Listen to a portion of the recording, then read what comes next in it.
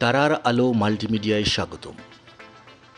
বাংলাদেশের চলচ্চিত্র ইতিহাসে এমন কিছু নায়িকা আছেন যাদের নাম উচ্চারণ করলেই ভেসে ওঠে সেই সোনালি সময়ের স্মৃতি। সেই তালিকায় একেবারে প্রথম সারিতেই রয়েছেন চিত্রনায়িকা মৌসুমী। তিনি একজন অভিনেত্রী, একজন পরিচালক, একজন প্রযোজক, গায়িকা, ফ্যাশন ডিজাইনার এবং সমাজসেবী। 3 দশকেরও বেশি সময় ধরে যিনি দর্শকদের হৃদয়ে নিজের জায়গা ধরে রেখেছেন। আজকের ভিডিওতে জানব কিভাবে খুলনার এক সাধারণ মেয়ে হয়ে উঠেছিলেন বাংলাদেশের চলচ্চিত্রের অন্যতম সফল নায়িকা।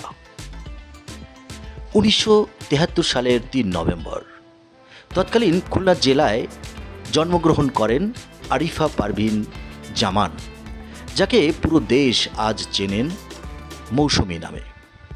তার বাবা নাজমুজ্জামান মনি এবং মা শামীমা আক্তার জামান। শৈশব কেটেছে খুলনার সোনাডাঙ্গায়। ছোটবেলা থেকেই অভিনয় ও গানের প্রতি ছিল মৌসুমীর প্রবল আগ্রহ।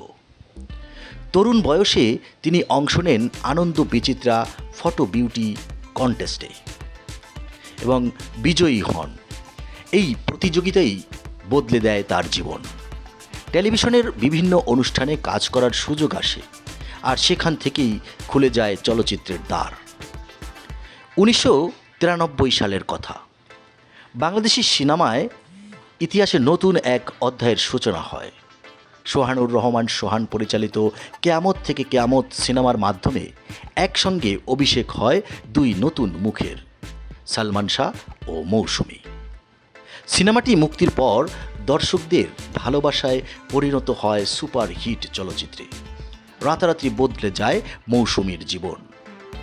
তার অভিনয়, হাসি, ব্যক্তিত্ব এবং পর্দায় উপস্থিতি তাকে 90-এর দশকের সবচেয়ে জনপ্রিয় নায়িকাদের একজন হিসেবে প্রতিষ্ঠিত করে। এরপর একের পর এক দর্শকপ্রিয় চলচ্চিত্র স্নেহ, অন্তরে অন্তরে, দেনমোহর, বিশ্বপ্রেমিক, গরিবের রানী, লুটতরাজ, আম্মাজান, মগের মুল্লুক সহ সব মিলিয়ে তিনি হয়ে ওঠেন বাণিজ্যিক চলচ্চিত্রের নির্ভরযোগ্য মুখ।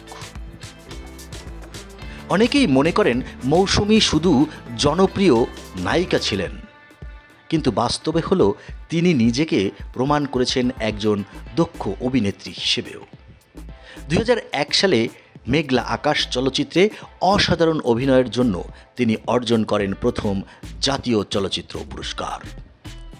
এরপর দেবদাস চলচ্চিত্রে চন্দ্রমুখীর চরিত্র এবং তারকাটা চলচ্চিত্রে অভিনয়ের জন্য আরও 2টি জাতীয় চলচ্চিত্র পুরস্কার লাভ করেন।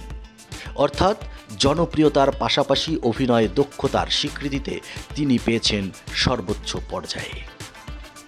জাতীয় চলচ্চিত্র পুরস্কারের পাশাপাশি তিনি অর্জন করেছেন একাধিক বাচসাস পুরস্কার এবং মেরিল প্রথম আলো পুরস্কার।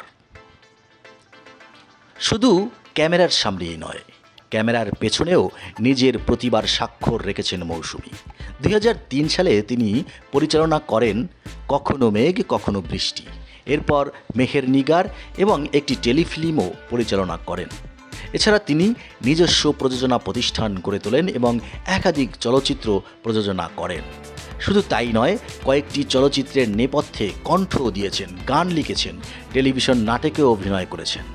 একজন শিল্পী হিসেবে তিনি নিজেকে কখনোই একটি পরিচয়ের মধ্যে সীমাবদ্ধ রাখেননি। 1996 সালের 2 আগস্ট জনপ্রিয় অভিনেতা ওমর সানিকে বিয়ে করেন মৌসুমী। বাংলাদেশের শোবিজ অঙ্গনের অন্যতম পরিচিত তারকা দম্পতি হিসেবে তাদের দীর্ঘদিন ধরে দর্শকদের কাছে প্রশংসিত হয়ে আছেন। তাদের রয়েছে 2 সন্তান। অভিনয়ের পাশাপাশি মৌসুমী সমাজসেবামূলক কর্মকাণ্ডের সঙ্গেও যুক্ত। নিজের মৌসুমী ওয়েলফেয়ার ফাউন্ডেশন পরিচালনার পাশাপাশি তিনি ফ্যাশন ডিজাইন ও ব্যবসার সঙ্গেও সম্পর্কিত রয়েছেন। 3 দশকের বেশি সময় ধরে বাংলাদেশের চলচ্চিত্রে কাজ করে মৌসুমী প্রমাণ করেছেন সফলতা শুধু জনপ্রিয়তা নয়, ধারাবাহিকতা আর পরিশ্রমেও তৈরি হয়। একসময় রোমান্টিক নায়িকা হিসেবে দর্শকদের মন জয় করেছেন, পরে নিজেকে প্রতিষ্ঠিত করেছেন শক্তিশালী চিত্রাভিনেত্রী হিসেবে। অভিনয়, পরিচালনা, প্রযোজনা, গান, সমাজসেবা সব মিলিয়ে মৌসুমী বাংলাদেশের চলচ্চিত্রের একটি গুরুত্বপূর্ণ নাম। নতুন প্রজন্মের অনেক শিল্পীর কাছে তিনি অনুপ্রেরণার প্রতীক। বন্ধুরা, আপনার প্রিয় মৌসুমীর সবচেয়ে প্রিয় সিনেমা কোনটি কমেন্টে অবশ্যই জানাবেন।